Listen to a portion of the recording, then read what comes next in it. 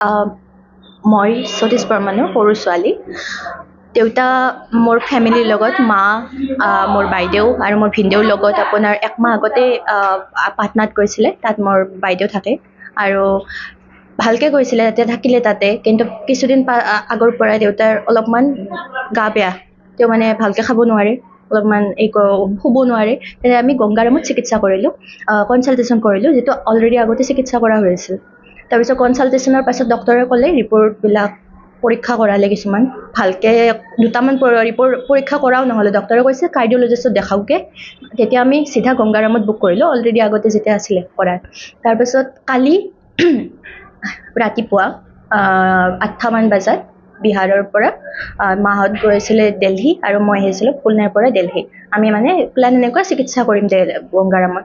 তাৰপাছত মই দিল্লী পাওঁতে মা মোক ফোন কৰিলে কি ৰখাব, দিল্লী নাপালে সিহঁতে লক্ষ্ণৌত ইমাৰ্জেঞ্চি লেণ্ডিং কৰাইছে ইণ্ডিগো এয়াৰলাইনছে।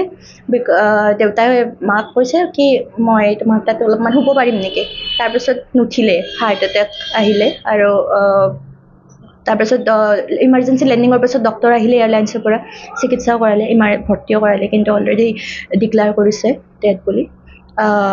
তাৰপাছত সিহঁতে টেক কেয়াৰ কৰিছে আৰু মাৰ হোটেল চোটেল বুক কৰি দিয়া। তাৰপাছত আজি আহি পালে আপোনাৰ এই 2টা বজাত লৈ আহিছে সেইখিনিয়ে। দেউতা বহুত অনুষ্ঠানত জড়িত আছিলে, শিক্ষকতা, সাংস্কৃতিক, আমাৰ দুজনী ছোৱালীৰ পঢ়া শুনা, ইফালে সিফালে চবখিনি লৈ যোৱা, চাব পাৰে চবফালে ইফালে আছে আমাৰ প্ৰাইজবিলাক। তেওঁ বহুত কামত জড়িত আছিলে আৰু তেওঁ বহুত ভাল আছিলে মানুহটো, মনৰ পৰা দুখীয়া মানুহক হেল্প কৰে। ইয়াতে 7টা 8টা কুকুৰ থাকে, তেওঁক ভাত দিয়ে। এই 60-65 বছৰলৈকে তেওঁ চাগে লাষ্ট 10 বছৰ 15 বছৰৰ পৰাই দি আহিছে গোটেই জীৱনটো। তেওঁ তেনেকুৱা মানুহ আছিলে। সেয়াই। মোৰ নিজৰ ভাইটি হয়, প্ৰাইমেৰী স্কুলত শিক্ষকতা কাম কৰিছিল। আজি হৈ গ'ল ৰিটায়াৰ হ'বাৰ।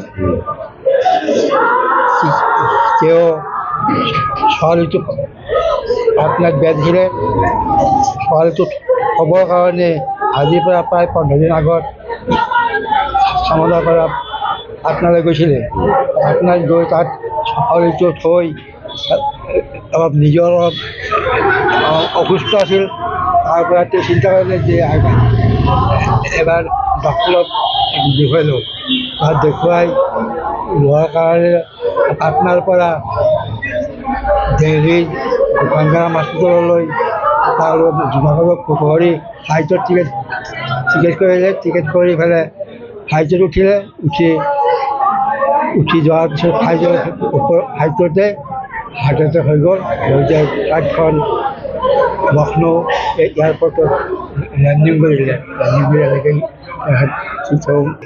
তেখেতৰ ল'ৰা ছোৱালী, দুজনী ছোৱালী আৰু ঘৈণীয়েকৰ শিক্ষকতে কাম কৰে। ছোৱালী দুজনী আৰু জয় আছে, জয় চাকৰি কৰে। কেইদিনমান আগত গৈছিল, মাৰ্চ মাহৰ 7 তাৰিখে গৈছিলে। মাৰ্চ মাহৰ 7 তাৰিখে আৰু কালি তাৰমানে পাটনাৰ পৰা হেৰি গৈছিল, পাটনাৰ পৰা দিল্লী যাওঁ বুলি ফ্লাইটৰ টিকেট কৰি পেলাই ফ্লাইটত উঠিলে। উঠি আধা বাটতে হেৰি হৈ গ'ল, হাৰ্ট এটেক হৈ গ'ল। হৈ যায় ফ্লাইটখন লক্ষ্ণৌত